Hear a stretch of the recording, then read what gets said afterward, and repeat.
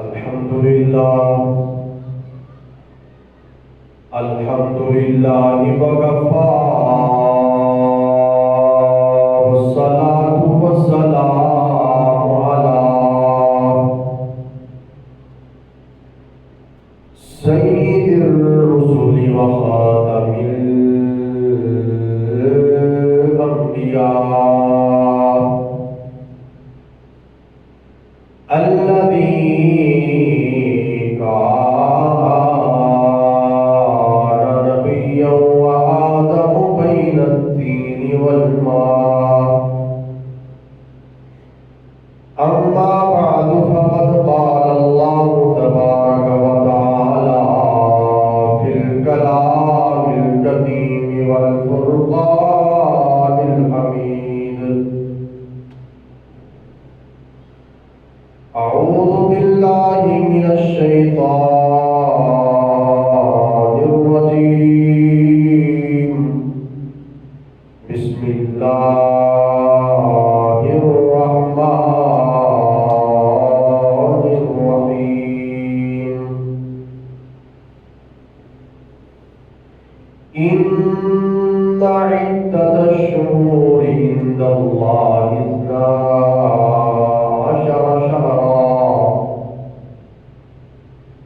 12 شهرا في كتاب الله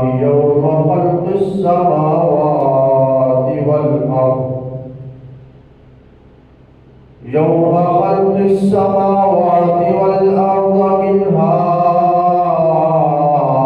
4 حرم ذلك الدين القيم فلا تظلموا فيهن أنفسكم وقاتلوا المشركين كافة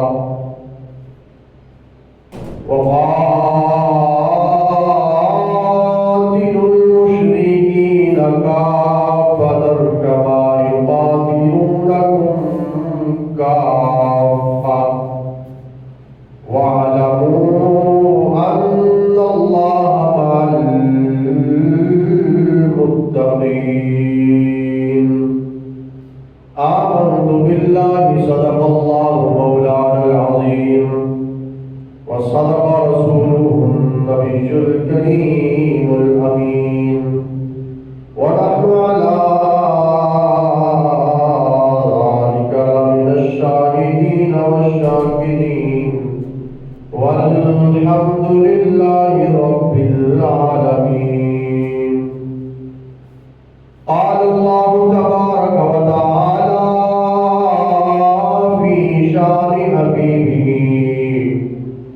مخبرا وآمرا إن الله وملائكته يصلون على النبي يا أيها الذين آمنوا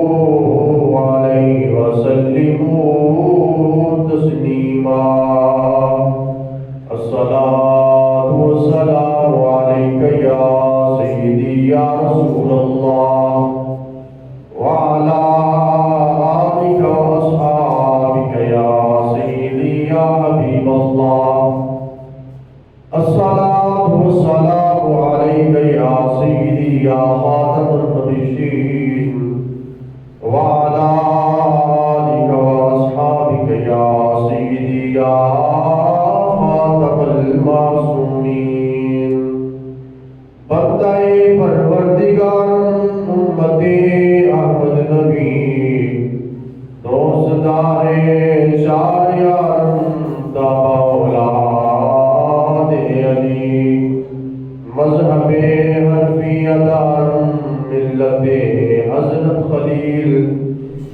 خاک پائے غوث اعظم زیر سایہ ولی امداد کن حضرت جو ہم آزاد کن در دین دنیا شاد کن یا غوث اعظم دستگیر گرد بخش بخش فیض عالم مظہر نور خدا ناقصانہ پیر کامل کامل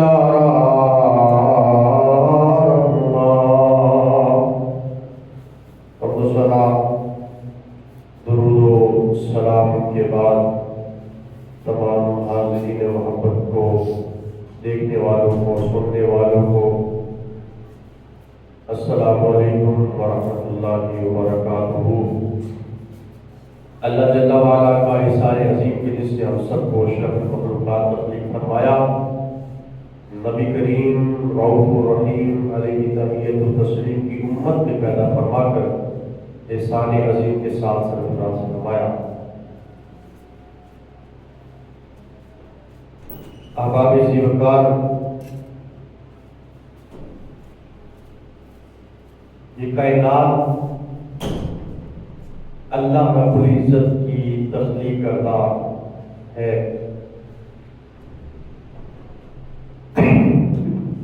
اور اس کائنات میں اللہ رب العزت نے بہت سی چیزیں تخلیق فرمائی ہیں، اور ہر چیز اپنے اندر ایک اہمیت رکھتی ہے۔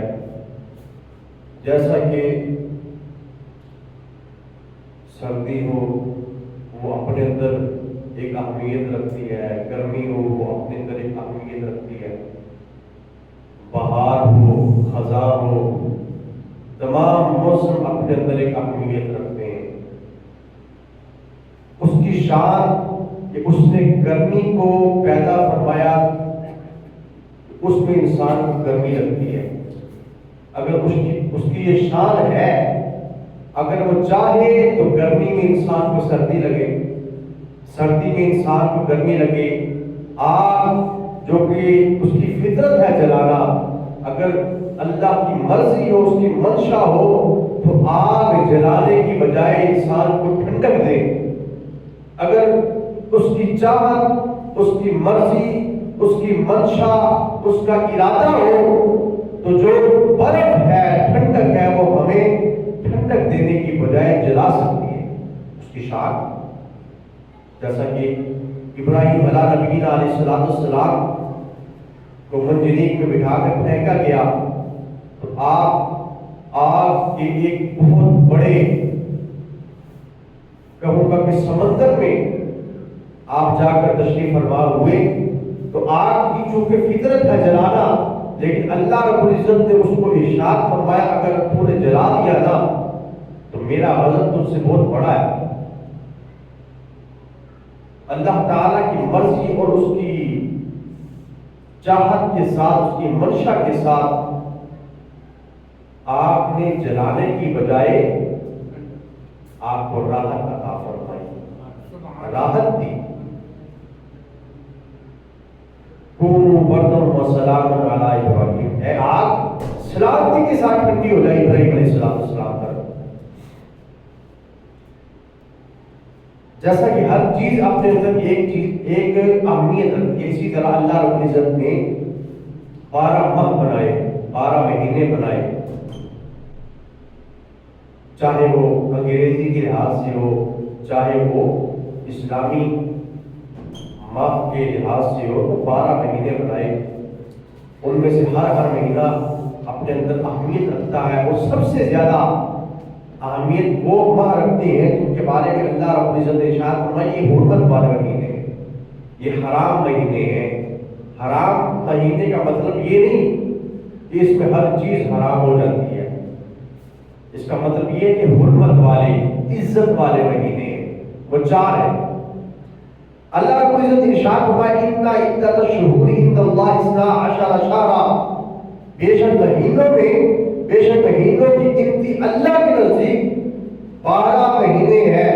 فی کتاب اللہ یوم خلق السماوات والارض، اللہ کی کتاب میں جب سے اس نے آسمان اور زمین بنائے ہیں، منہا 4 حرم، ان میں سے 4 حرمت والے ہیں۔ ذالک دین القیم، یہ سیدھا دین ہے، یہ سیدھا دین ہے، اس میں کوئی کجی نہیں ہے، ٹیڑھا پن نہیں ہے، اس میں کوئی موڑ نہیں آتا، یہ سیدھا راستہ ہے جو جنت کی طرف جاتا ہے، اللہ کی طرف جاتا ہے، مقصود کی طرف جاتا ہے، یہ سیدھا راستہ ہے، اس میں کبھی ٹیڑھا پن نہیں ہے۔ فرمایا ذالک دین القیم، یہ سیدھا دین ہے۔ فلا تظلموا فیہن انفسہم، تو ان مہینوں میں اپنی جانوں کے اوپر ظلم نہ کرنا۔ وقاتلوا المشرکین کافہ کما یقاتلونکم کافہ، اے لوگوں اس ماہ میں مشرکین کے ساتھ قتال کرتے رہنا، جس طرح وہ دشمن تمہارے ساتھ قتال کرتے ہیں، تمہارے ساتھ وہ لوگ لڑتے ہیں، وہ لوگ قتل و غارت کرتے ہیں، ان کے ساتھ قتال کرتے رہنا۔ اور فرمایا وَاعْلَمُوا أَنَّ اللَّهَ مَعَ الْمُتَّقِينَ، اور جان لو اللہ تعالی متقین کے ساتھ ہے، پرہیزگاروں کے ساتھ ہے۔ یہ حرمت والے مہینے، اور احادیث مبارکہ میں اور مفسرین نے کرام نے لکھا کہ یہ 4 مہینے کون سے ہیں؟ آقا علیہ السلام نے ارشاد فرمایا 3 مہینے لگاتار ہیں۔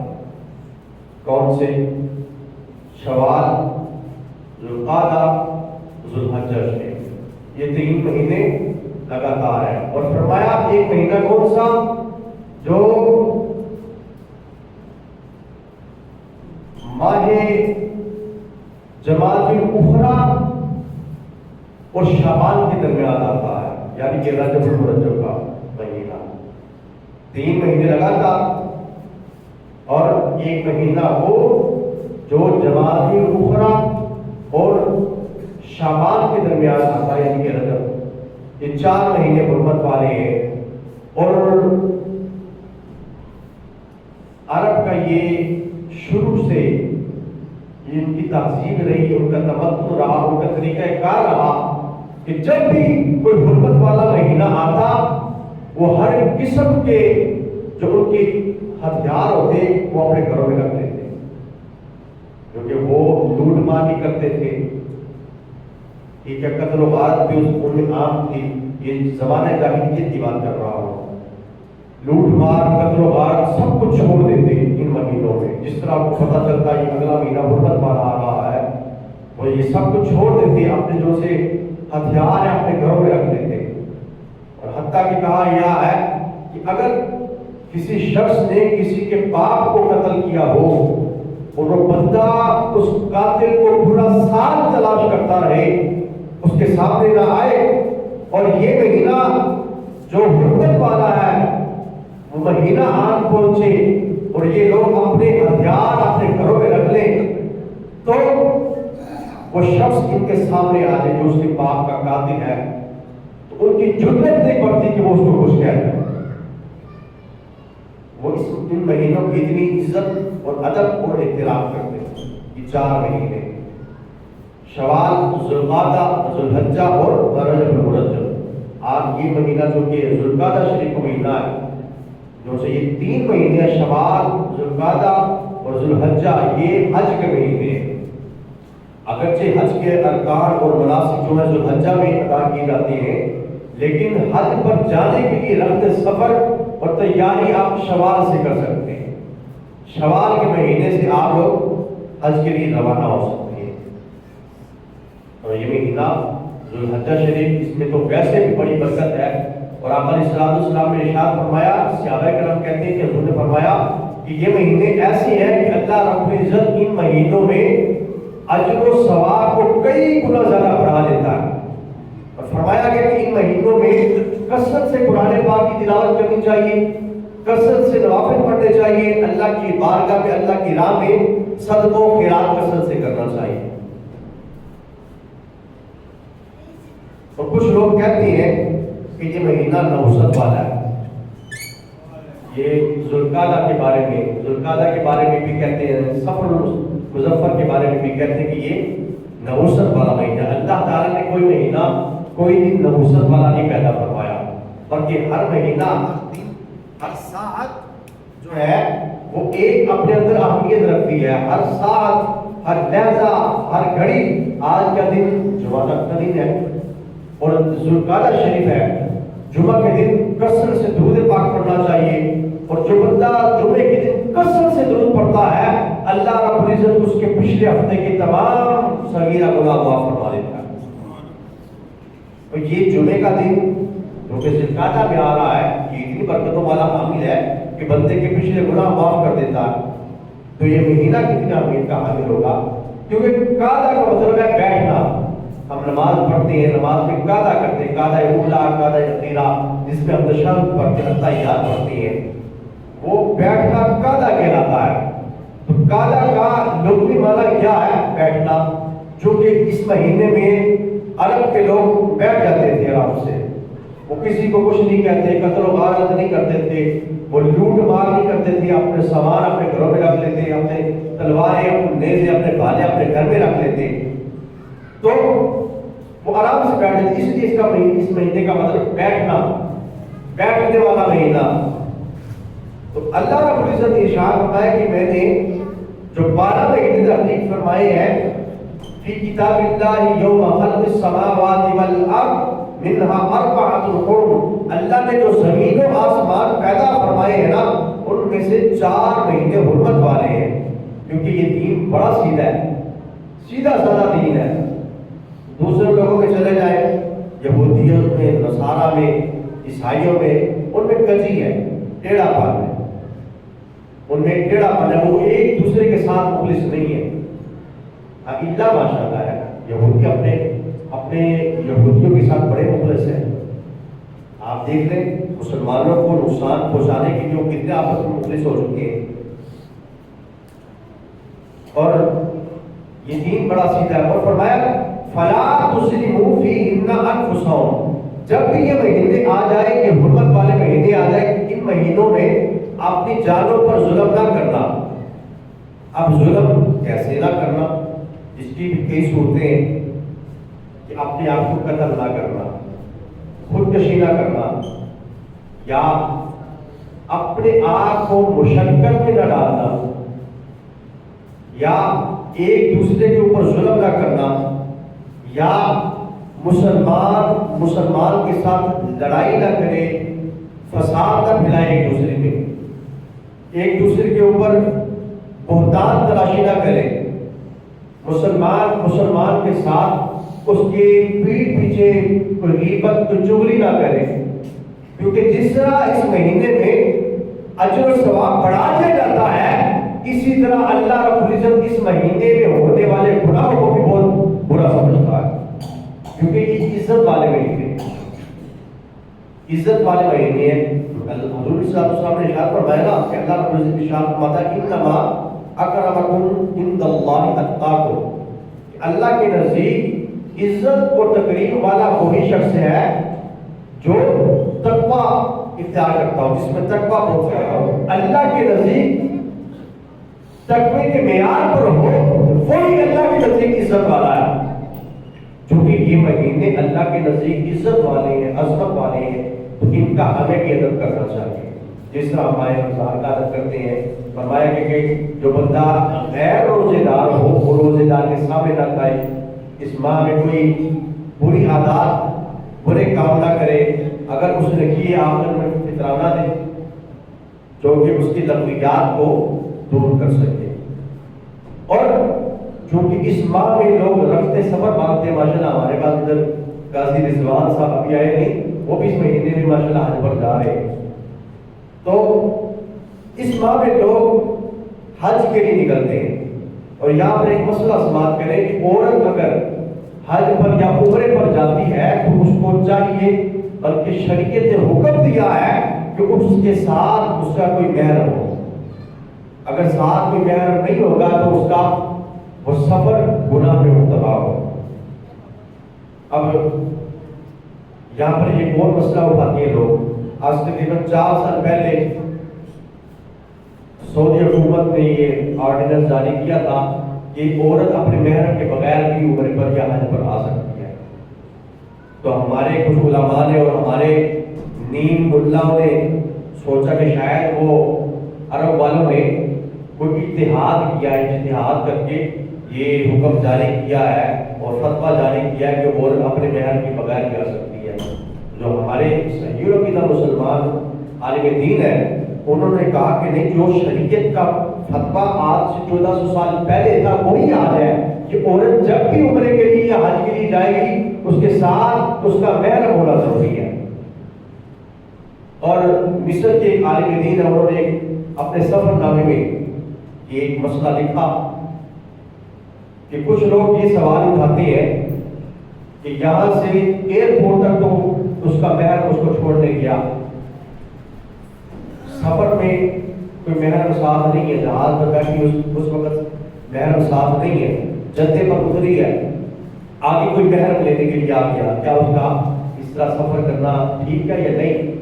تو انہوں نے اپنے سفر نامے میں لکھا کہ میں ایک مرتبہ حج پر جا رہا تھا، تو اسی طرح ایک بھائی اپنی بہن کو ایئرپورٹ پر چھوڑنے کے لیے گیا، تو اس کو کہنے لگا، اس کو دلاسے دیتا رہا کہ آگے ہمارا دوسرا بھائی انتظار کر رہا ہے، وہ جلدی میں سے تمہیں دے دے گا، اس کو تسلی دیتا رہا۔ تو جس وقت وہ جہاز میں بیٹھی نا، تو اتفاق سے جو اس لڑکی کی سیٹ تھی، اس کی پگلی سیٹ جو سی ہے وہ ایسے شخص کی تھی جو بد اخلاق تھا، سارے رستے اس عورت کے ساتھ بدتمیزی کرتا رہا۔ اس نے ہمارے کو شکایت کی کہ میرے ساتھ یہ معاملہ، میں حج کے لیے جا رہی ہوں۔ جب ہمارے کو پتا چلا کہ یہ تو اکیلی حج کے لیے جا رہی ہے، تو وہ اس کو تنگ کرنے لگے۔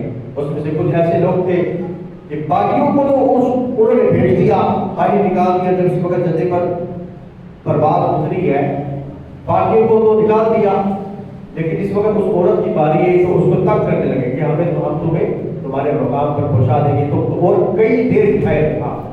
تو انہوں نے اپنے سفر نامے میں لکھا کہ یہ میرے ساتھ واقعہ پیش آیا۔ تو اس سے بھی یہ پتہ چلتا ہے کہ جو بندہ، جو عورت حج کے لیے یا عمرے کے لیے جا رہی ہے، اس کے لیے ضروری ہے اس کے ساتھ کوئی اس کا محرم ہو۔ اگر اچھا، پھر ایک اور سوال ہوتا ہے، کیا اگر عورت ایسے اس طرح جائے تو اس کا حج قبول ہے یا نہیں؟ حج تو اس کا ہو جائے گا، عمرہ تو اس کا ہو جائے گا، لیکن جو اس نے سفر کیا ہے، جو اس کی سفری حالت ہے، وہ گناہ میں شامل ہوگی، کیونکہ حج کرنا اللہ تعالیٰ کو راضی کرنے کا ایک معاملہ ہے، عمرہ کرنا یہ اللہ تعالیٰ کو راضی کرنے کا معاملہ ہے۔ اللہ کو راضی کرنے کے لیے جا رہی ہے اور راستے میں گناہ کما رہی ہے، تو یہ اس کے لیے بہت ہی بدبختی کا باعث بن سکتا ہے۔ اور آقا علیہ السلام ایک صحابی ہے، وہ حضور علیہ السلام کے ساتھ جہاد پر جا رہے تھے۔ جس وقت جہاد پر جا رہے تھے تو آقا علیہ السلام نے نام لکھوائے ان صحابہ کے جو حضور علیہ السلام کے ساتھ لشکر میں شامل تھے۔ ایک صحابی نے عرض کیا، یا رسول اللہ صلی اللہ علیہ وسلم، میں آپ کے ساتھ لشکر میں جا رہا ہوں، جہاد کے لیے جا رہا ہوں، تو جو میری بیوی ہے وہ حج کرنے کے لیے جا رہی ہے، میرے لیے کیا حکم ہے؟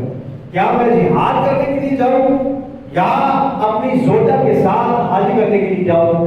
میرے لیے کیا حکم ہے؟ آقا علیہ السلام کی بات کرتے ہیں، یا رسول اللہ، اس کے ساتھ اس کا کوئی محرم نہیں ہے، وہ اکیلی جا رہی ہے، تو میرے لیے کیا حکم ہے؟ حضور صلی اللہ علیہ وسلم نے صحابہ سے فرمایا کہ اس کا نام جہاد کی فہرست سے کاٹ کر حج کی فہرست میں شامل کرو۔ کیوں؟ اگر وہ اکیلی جائے گی خدا کا سبب بنے گا۔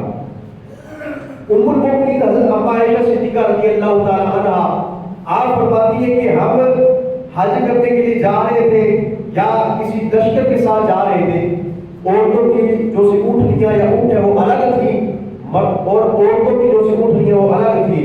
اگر کوئی مرد کی اونٹنی بھولے سے ہماری طرف آ جاتی تو ہم اسی وقت کپڑا اپنے چہرے پر ڈال دیتے۔ یار سب سے افضل کائنات میں آقا علیہ السلام کی ذات مبارکات ہے، اور عورتوں میں سب سے افضل امہات المومنین ہیں، ان کا یہ تقویٰ اور طہارت اس بنا پر ہے، اس مقام پر ہے۔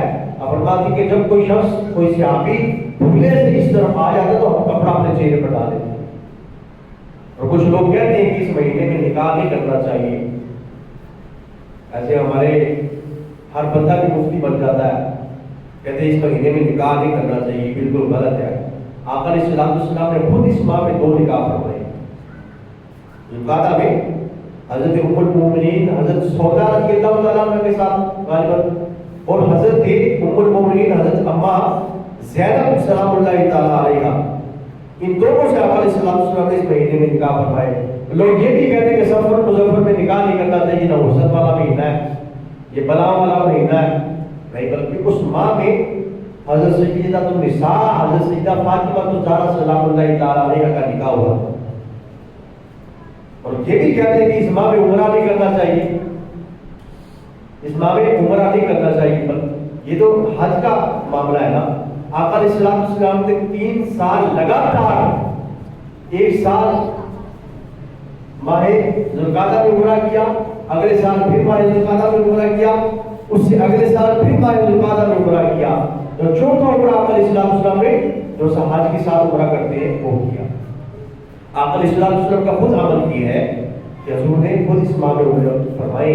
लिहाजा कोई महीना कोई दिन नहुसत वाला नहीं होता, हर दिन अपने अंदर एक शान और अज़मत रखता है, हर महीना अपने अंदर एक शान और अज़मत रखता है। जिस तरह मुहर्रम हराम हुर्मत वाला है, उसमें हमें एहतियात करनी चाहिए, निकाह से या रुखसती से एहतियात करनी चाहिए कि उस माह में सय्यदुश शुहदा हज़रत इमाम अली मक़ाम रज़ियल्लाहु ताला अन्हु की शहादत हुई थी।